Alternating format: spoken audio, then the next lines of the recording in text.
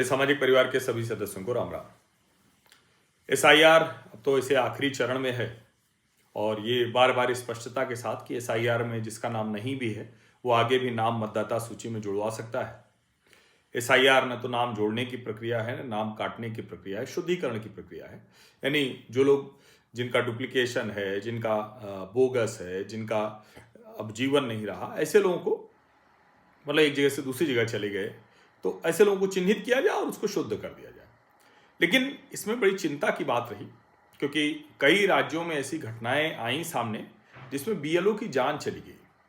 अब किसी की जान चली जाए तो उससे बड़ा तो कुछ हो नहीं सकता है और इसीलिए सर्वोच्च न्यायालय ने इसको बहुत गंभीरता से लिया है और सर्वोच्च न्यायालय ने वो निर्णय सुनाया है जिसकी बात हमने एक दिन पहले भी कही थी कि भाई एक तो ये है कि ये काम ऐसा नहीं, मैं लगातार मैं ये कह रहा था कि ये काम ऐसा नहीं है कि इसको लेकर एकदम प्रोपेगेंडा फैलाया जाए, कहा जाए कि नहीं अरे बड़ी मुश्किल है, हो ही नहीं पाएगा, ऐसा बिल्कुल नहीं।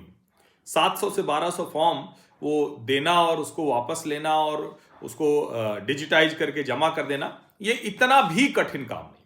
कठिन हो सकता है, जाना आना सब कुछ, उसकी बात कर लेंगे। अब सर्वोच्च न्यायालय में ये मामला गया है स्पेशल इंटेंसिव रिवीजन का, तो वहां गया तो भाई चुनाव आयोग ने कहा कि ये विशेष मतदाता सूची गहन पुनरीक्षण है ये जो है। तो सर्वोच्च न्यायालय ने इसको पूछा कि भाई क्या क्या करते हैं, तो उन्होंने बताया कि जो बूथ लेवल ऑफिसर है वो फॉर्म लेकर घर घर जाकर बांटता है और उसको डेटा जांचता है, आगे देखता है क्या करना है वो करता है। अब बीएलओ पर अत्यधिक काम करने का दबाव, ये आरोप लगा और इसको लेकर बड़ी चिंता की बात भी रही। 7 राज्यों में 29 मौतें हुई। अब वो मौतें क्या सब उसी वजह से हुई या कुछ और कारण रहे, ये सब भी बड़ा सवाल है। इसमें से कई मामले ऐसे आए, कुछ मामले जिसमें आत्महत्या की गई है। जाहिर है इससे दिक्कत तो होगी।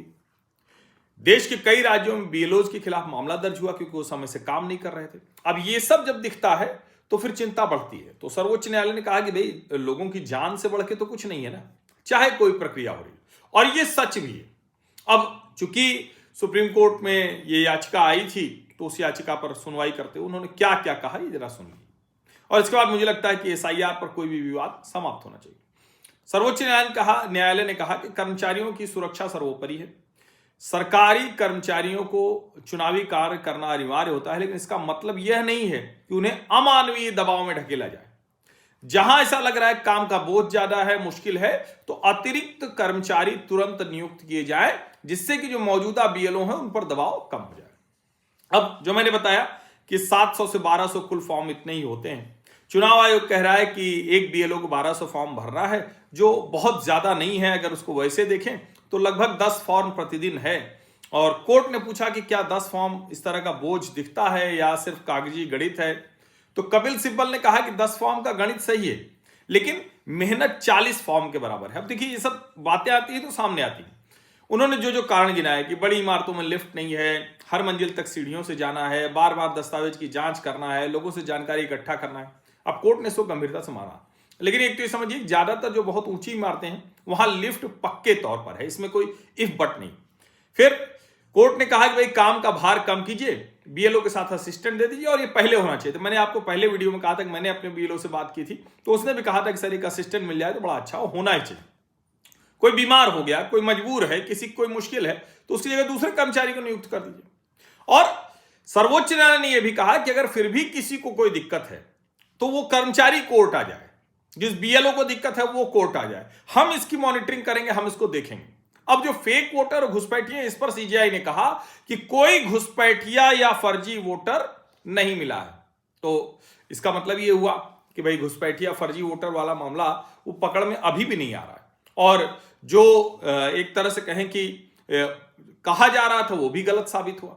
तो अब आने वाले समय में ये देखना पड़ेगा भारतीय जनता पार्टी को, सरकार को, जो घुसपैठिए तो हैं वो वोटर भी बनते हैं, उनको आइडेंटिफाई करने का तरीका क्या हो। आपने तो इसीलिए आधार नहीं माना था सरकार के तौर पर, लेकिन क्या उससे कोई रास्ता निकल रहा है क्या? और मैं बार बार कहता हूं कि आधार को ही फुल प्रूफ करना होगा, जिससे आप थंबनेल रखें, फिंगरप्रिंट रखें, रेटिना दें और पकड़ लें। अब एसआईआर की प्रक्रिया जो है बढ़ा दी गई, 14 फरवरी तक चलेगी।